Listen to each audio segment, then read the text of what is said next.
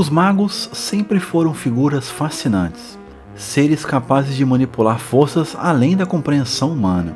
Seja nas páginas dos livros, nas telas do cinema ou nos jogos de fantasia, eles sempre exercem uma atração misteriosa, transportando-nos para mundos onde a magia é real. No entanto, eles não se limitam apenas ao mundo ficcional. Magos existiram de verdade, ou pelo menos pessoas que alegavam poderes sobrenaturais como transmutar elementos, controlar objetos e manipular pessoas. Então nesse vídeo aqui vamos vagar pelo misterioso universo dos magos que existiram no nosso mundo ao longo da história.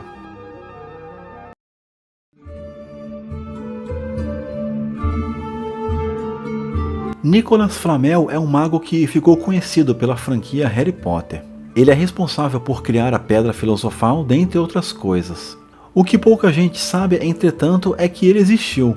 Flamel foi um mago francês que viveu no século XIV, e o envolvimento dele com a magia começou em um sonho, na qual alega ter encontrado um anjo que lhe mostrou um livro misterioso. Posteriormente, um homem com descrições parecidas com esse anjo apareceu na livraria de Flamel lhe oferecendo um livro. Flamel o compra e começa a estudá-lo. Como já tinha noções básicas de alquimia, ele reconheceu muitos dos seus símbolos, mas ainda não entendia o sentido real de tudo aquilo. Ele então viaja a Santiago de Compostela, na Espanha, para pedir ajuda a judeus daquele lugar, já que boa parte do livro estava escrito em hebraico. Mas, de acordo com Flamel, nenhum deles conseguiu traduzi-lo. No entanto, após essa viagem, Nicolas Flamel se tornou muito rico. E então hipóteses foram levantadas sobre como teria conseguido, como a principal delas, ter usado a magia. Flamel supostamente teria achado a Pedra Filosofal e usou para transformar mercúrio em prata e ouro, alcançando o maior objetivo dos alquimistas, a transmutação. Dizem que, na verdade, a riqueza de Flamel é oriunda de lojas que ele possuía e de uma herança que a sua esposa recebeu. Independente da origem da riqueza, ele teria usado apenas para fins altruístas, como a construção de casas, escolas e hospitais para os pobres. Nicolas Flamel morreu em 1418, apesar de alguns teóricos acharem que ele usou a magia para se tornar imortal. Imortal mesmo é a sua história, que continua sendo amplamente contada até hoje. Merlin é uma das figuras mais icônicas da literatura medieval e da mitologia arturiana. Ele é conhecido como o mago poderoso e sábio que serviu ao rei Arthur, mas sua origem é envolta em mistério, com algumas versões da lenda sugerindo que ele teria sido filho de uma princesa com um demônio, enquanto que outras falam que suas raízes são celtas. Seja como for, Merlin é retratado como um conselheiro e mentor de Arthur, desempenhando um papel essencial na fundação do reino de Camelot. A sua magia era associada à sabedoria ancestral, ensinamentos druidas e conexão com a natureza. Ficou conhecido por realizar feitos mágicos extraordinários, como a criação da espada Excalibur. Além de seus feitos em vida, Merlin também é muitas vezes retratado como um profeta, capaz de prever eventos e descrever o destino de grandes personagens. Outra história intrigante envolvendo Merlin é a sua queda. Ele se apaixona por uma jovem chamada Nimue, que acaba o aprisionando em uma caverna ou torre, condenando-o ao esquecimento. Essa história reforça o caráter ambíguo e trágico de Merlin, que, apesar da sua sabedoria e poder, não escapou das armadilhas do destino. Merlin é um personagem muito popular até os dias de hoje, sempre aparecendo em muitas histórias, poemas, romances e filmes. Rabbi Loew foi um rabino, filósofo e cabalista que se tornou uma figura lendária na tradição judaica. Ele é mais famoso pela história do seu Golem, uma criatura feita de barro que ele teria animado por meio de palavras cabalísticas de modo a servi-lo. Segundo a lenda, o Golem só poderia ser controlado pelo próprio mago. Rabbi Loew teria criado essa criatura para evitar ataques contra judeus de Praga, pois era um período de perseguições. Porém, o Golem ficou fora de controle e teve que ser desligado ou desativado. Então, o mito do Golem de Praga se tornou uma parte importante do folclore judeu e do esoterismo, sendo usado em diversas obras literárias, filmes e em estudos sobre magia. Paracelsus foi um mago que se destacou na medicina, astrologia, botânica e alquimia. Ele é a pessoa que deu nome ao elemento zinco e foi responsável por rastrear as raízes de inúmeras doenças, assim como um dos primeiros a utilizar a química na medicina. Inclusive foi o precursor da homeopatia e da cura do sífilis. Ele desenvolveu o alfabeto dos magos, uma linguagem mágica que apela aos espíritos para auxiliar no processo de cura dos pacientes. Esse processo era uma combinação de medicina, astronomia e alquimia. Era chamado por ele de cura mágica. Ao que parece, era um autodidata que preferia observar a natureza a ler textos antigos. Chegou a afirmar na época que, para ter saúde, o homem precisava estar em harmonia com a natureza, algo que hoje seria motivo de controvérsia. John Dee foi o mago e consultor científico da Rainha Elizabeth I da Inglaterra, um homem muito inteligente que estudou tudo que estava ao seu alcance. Ele publicou um livro chamado Monas Hieroglífica, uma obra que representava a criação e a sua unidade. Mas ele queria se aprofundar mais na magia e procurou uma maneira de se conectar diretamente com os espíritos. Foi então que ele conheceu Edward Kelly, outro entusiasta e praticante das artes místicas. Kelly acreditava ter criado um alfabeto mágico, além de afirmar possuir uma bola de cristal capaz de se comunicar com os espíritos. Juntos, eles viajaram pela Europa exibindo suas habilidades mágicas para a realeza. Até que, em 1587, Kelly disse a John Dee que anjos falaram que ambos os magos precisavam compartilhar as suas esposas um com o outro.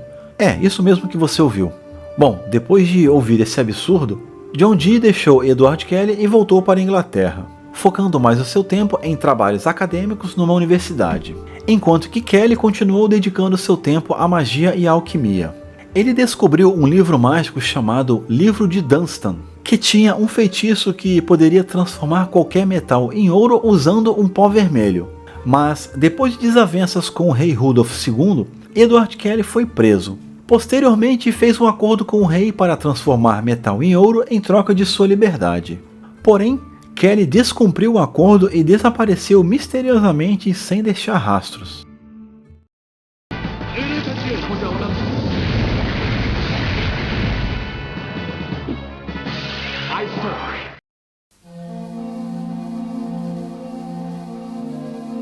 Cornelius Agrippa é aclamado por alguns como o maior mago de todos os tempos. Agrippa foi intelectual, astrólogo, alquimista e ocultista alemão, além de um escritor excepcional. Ele escreveu diversas obras sobre o funcionamento das artes místicas e os seus usos. Um dos seus livros mais famosos é De Occulta Philosophia Liberi III, que pode ser traduzido como Os Três Livros da Filosofia Oculta. Um livro que mostra o sistema de magia em 3 níveis: natural ou alquimia, astronomia e a magia vocal, ou convocação de espíritos. Todo esse conhecimento, de acordo com ele, baseado e enraizado no poder divino.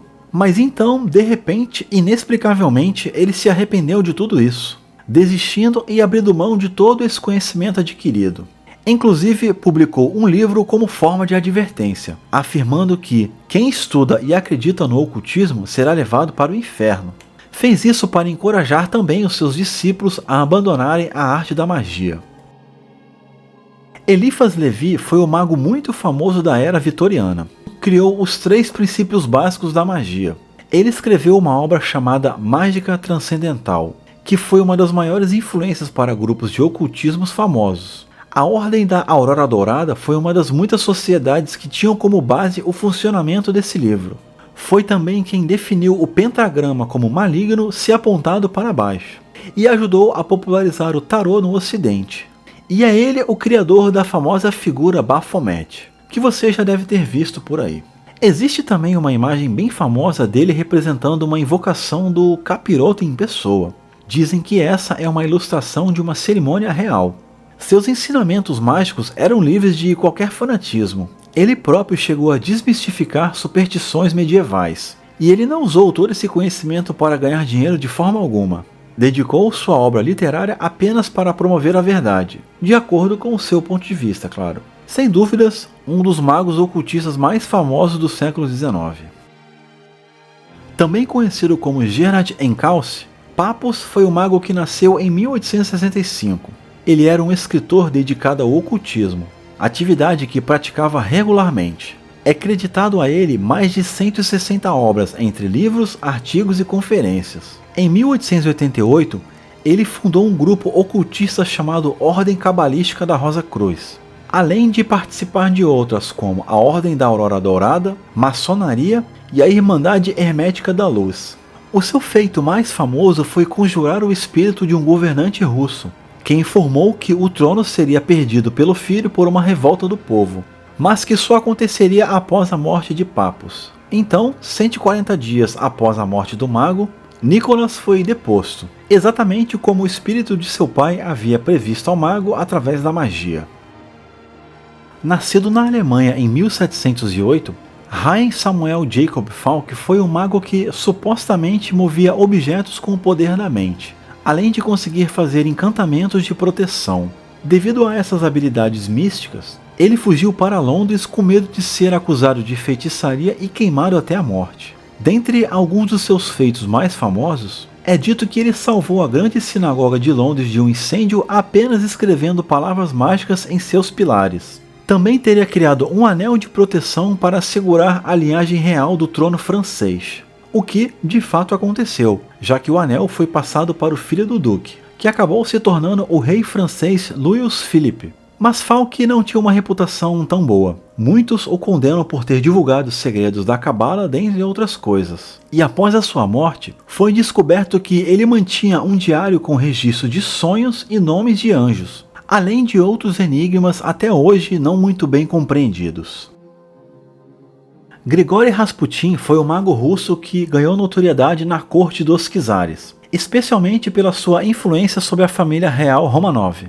Ele era um camponês sem educação formal, mas afirmava possuir habilidades curandeiras e espirituais extraordinárias. Sua ascensão ao poder começou quando se aproximou da corte imperial, onde se tornou amigo e conselheiro da czarina devido à sua suposta capacidade de curar as dores do seu filho Nicolau II.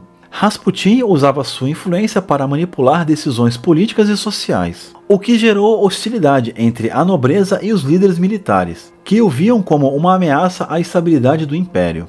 Além de sua participação no cenário político, Rasputin era uma figura cercada de mistérios e rumores. Ele era conhecido pelo seu comportamento excêntrico, crenças místicas e práticas de rituais religiosos. Ele foi assassinado em 1916 por um grupo de nobres que temiam a sua crescente influência.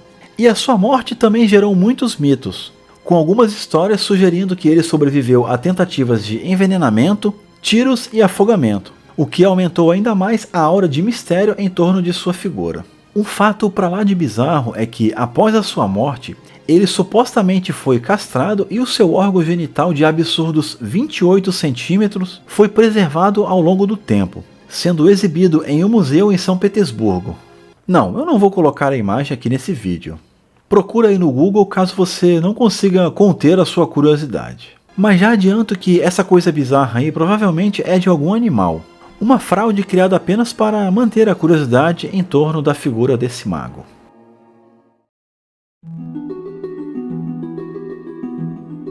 Esses foram alguns dos maiores magos que existiram no nosso tempo. E talvez você sentiu falta de outros como Franz Bardon, Theodor Heuss, Aleister Crowley e outros. Eu não os citei nesse vídeo aqui, pois acho que fogem um pouco do conceito que eu buscava de mago tradicional. Acho que são figuras que tendem mais para o lado ocultista, por mais que seja uma linha difícil de definir. Mas esses que deixei de fora usaram a magia mais como objetivos espirituais e filosóficos do que em magia prática no estilo tradicional. Suas práticas eram mais focadas em filosofia esotérica, como por exemplo a teosofia e a telema. De qualquer forma, são temas que de repente podemos abordar futuramente, beleza? Então, a nossa viagem termina por aqui. Eu espero que vocês tenham gostado e até o próximo vídeo.